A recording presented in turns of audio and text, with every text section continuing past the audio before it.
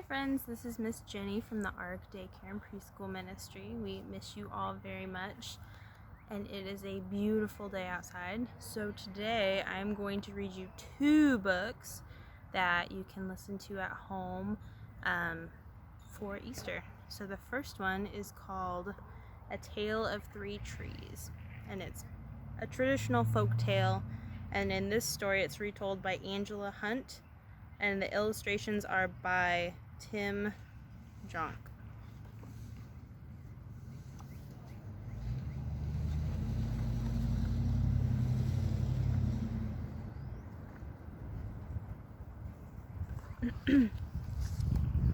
Once upon a mountaintop, three little trees stood and dreamed of what they wanted to become when they grew up. Here's the three little trees.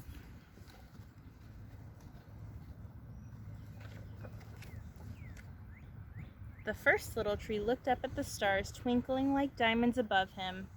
"I want to hold treasure," he said. "I want to be covered with gold and filled with precious stones.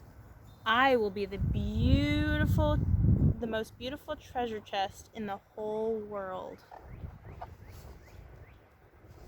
And there's the treasure chest he wants to become.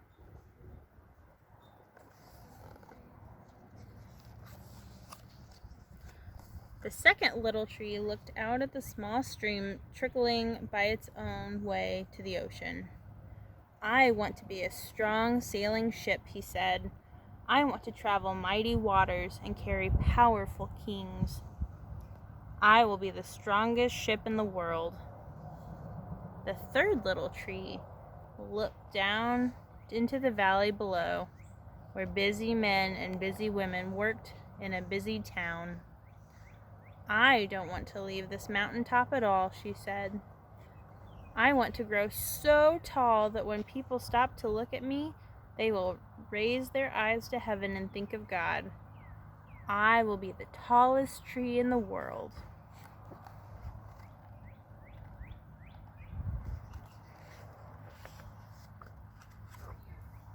Years passed, the rains came, the sun shone, and the three little trees grew tall.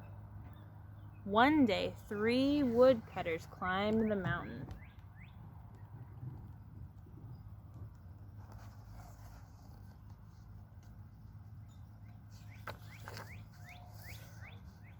The first woodcutter looked at the first tree and said, "This tree is beautiful. It's perfect for me." With a swoop of his shining axe, the first tree fell. "Now I shall be made into a beautiful chest," thought the first tree. "I shall hold wonderful treasure." The second woodcutter looked at the second tree and said, "This tree is strong. It is perfect for me." With a swoop of his shining axe, the second tree fell. "Now I shall sail mighty waters," thought the second tree. "I shall be a strong ship for kings."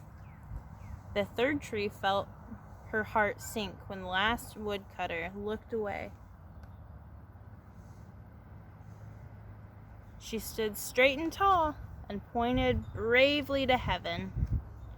But the woodcutter never even looked up.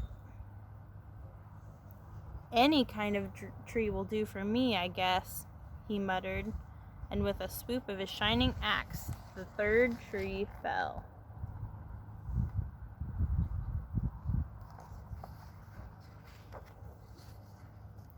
The first tree rejoiced when the woodcutter brought him into a carpenter's shop. But the busy carpenter wasn't thinking about treasure chests. Instead, his woodworking hands fashioned the tree into a small feed box for animals. The once beautiful tree was not covered with gold or filled with treasure. He was coated with sawdust and filled with hay for hungry animals.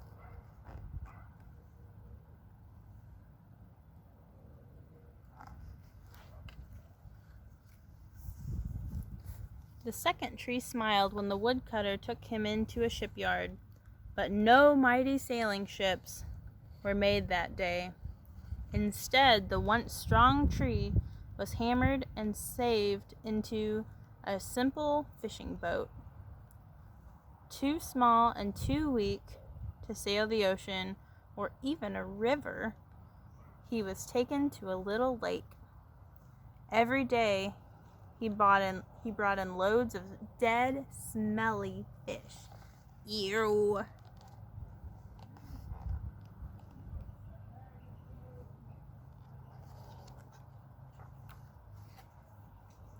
The third tree was confused when the woodworker cut her up into strong beams and just left her in a lumber yard.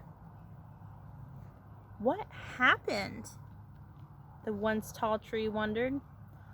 All I ever wanted to do was stay on a mountaintop and point to God.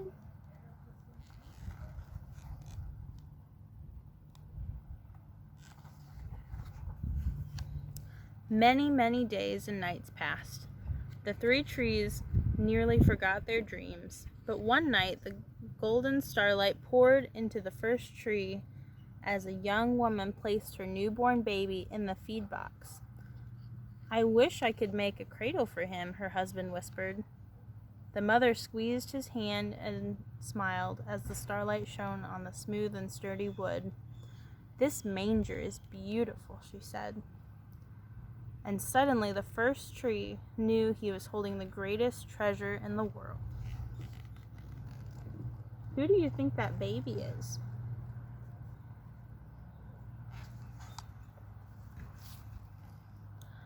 One evening, a tired traveler and his friends crowded into the old fishing boat.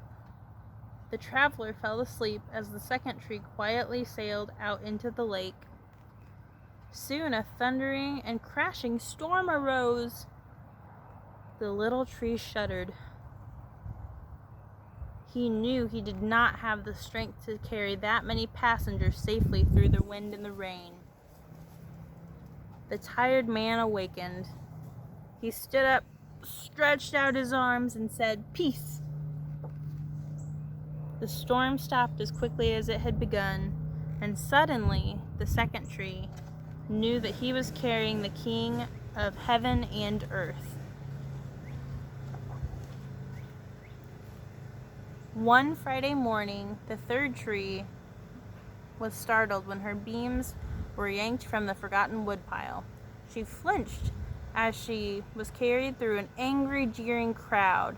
She shuddered when soldiers nailed a man's hands to her. She felt ugly, harsh, and cruel.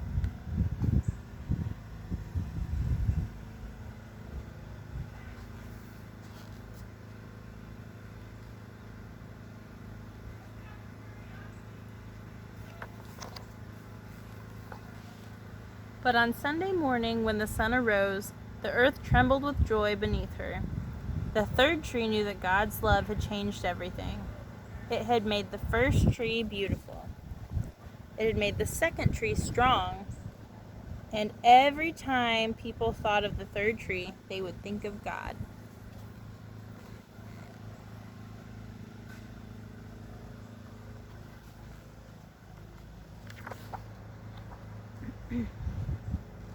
And that was way better than being the tallest tree in the world. The end. Alright, so my second book that I have for you is called The Parable of the Lily.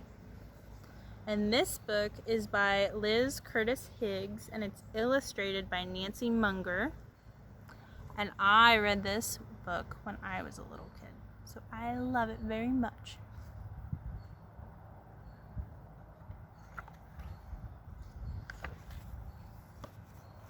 One wintry day, the farmer's young daughter shuffled through the snow, headed for the mailbox at the end of the lane. Brr! It was cold. She looks pretty cold.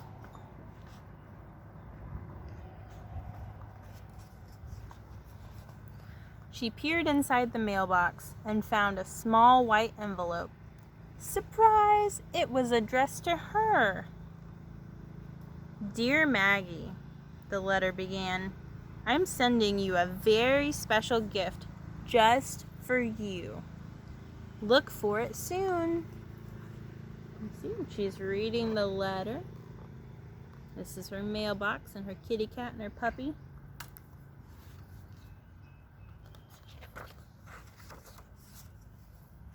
Maggie loved getting presents, especially a gift as mysterious as this one. When would it come? Who was it from? What would it be? The farmer's daughter waited and waited. Some days patiently, some days not so patiently. Then one very ordinary afternoon, a box appeared on her doorstep.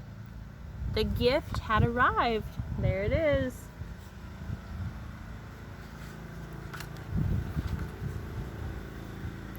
The farmer watched as his daughter excitedly tore off the wrapping paper. He was eager to see what she thought of her present. But Maggie didn't say a word. She just stared at the small wooden crate full of dirt. Dirt was not what Maggie had hoped for. Do you want a box full of dirt?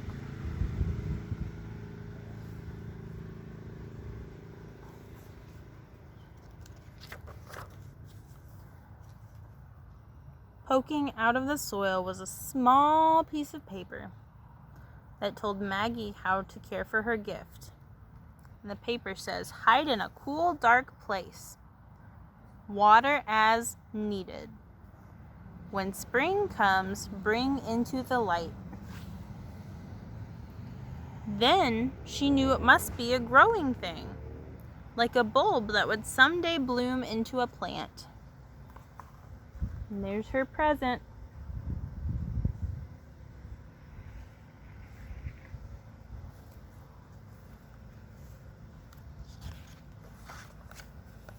Oh dear. Her long-awaited gift wasn't a toy or a doll or a game after all. The farmer could see that his daughter was very disappointed, and his heart grew sad because the gift was from him.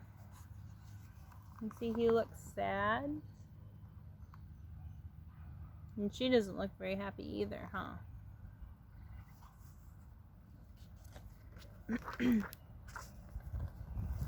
With a sigh, Maggie carried in the wooden box down the steps into the darkest corner of the cellar and left it there on a shelf. Sometimes she remembered to water it, but most of the time, Maggie just plain forgot. The farmer did not forget. He just waited and he watched. And there she is, putting it up on the shelf. And he's looking out the window, watching and waiting.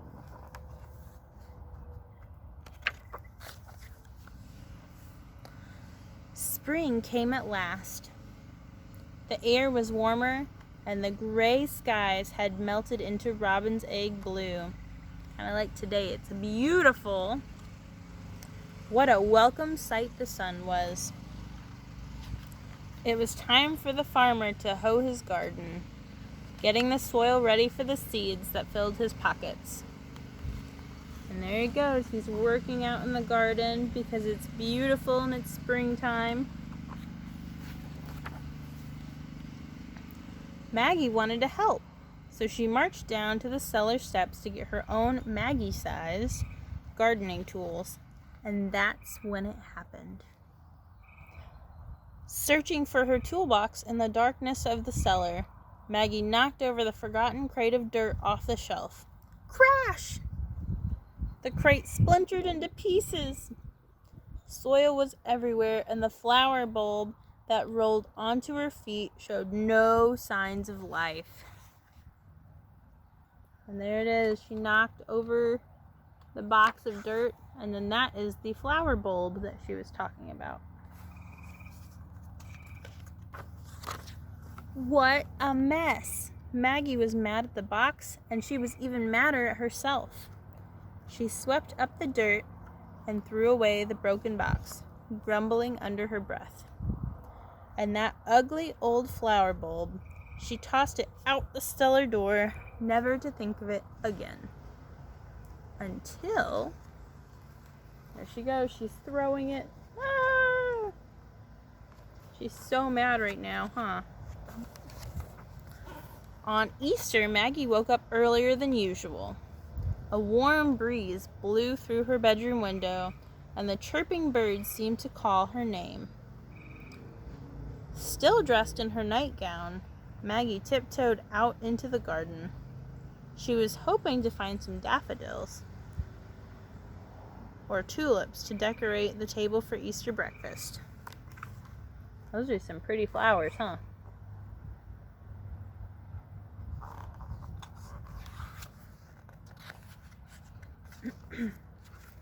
And that's when she saw it. The loveliest lily that God ever made was blooming on the edge of her father's flower garden. Its white petals unfolded like a trumpet. Its leaves were even green with new life. Its scent was as fragrant as the most expensive perfume. Aren't those pretty?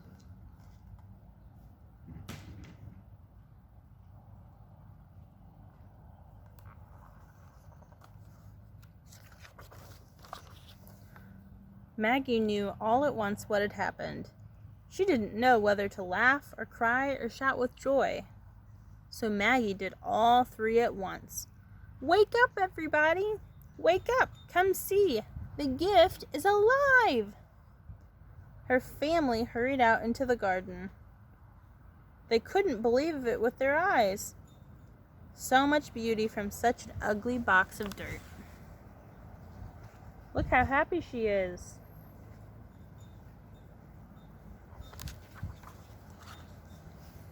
Maggie noticed the farmer standing in the doorway quietly, watching. His smile gave away his secret. "Father, it was you that gave me the lily," Maggie squealed with delight. Suddenly, her little girl smile began to fade. Oh dear. She'd thrown away her father's gift without so much as a thank you. How that must have hurt him. That would hurt really bad, huh? "I'm sorry, Daddy," she said, putting her little girl arms around his big waist. "Will you forgive me?" "Oh, my child," the farmer whispered, hugging her tight.